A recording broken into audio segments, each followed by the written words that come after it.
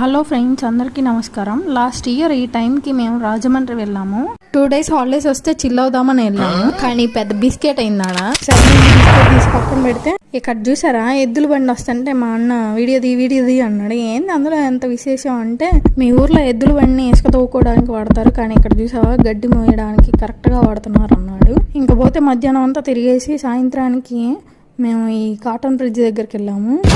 మాకు పడ్డ బిస్కెట్కి ఒకరినొకరు ఓదార్చుకున్నాం ఇక్కడికి వచ్చి. సర్లేండి, ఏదేమైనా కానీ రాజమండ్రి దగ్గర వాతావరణమే కాదు మనుషులు కూడా చాలా మంచోళ్ళు అని తెలుసుకున్నాము. ఇకపోతే తిరుగు ప్రయాణంలో రోడ్డు పక్కన చూస్తే ఒక పెద్ద మామిడి చెట్టు నిండా మామిడికాయలు చూసాము. ఇంకా మనం ఆగుతామా? అసలుకే ఎవరిని అడిగే పని కూడా లేదు. ఆ చెట్టుని పట్టించుకున్న వాళ్ళే లేరు. హైసాహోయ్ అని పాట పాడుకుంటూ వెళ్ళాము. బుట్ట నిండా నింపుకొని అదే పాట పాడుకుంటూ మళ్ళీ రిటర్న్ వచ్చాము. పాట ఎందుకంటారా? పొలంలోని పాములు మనం పాడిన పాటకి పారిపోతాయని.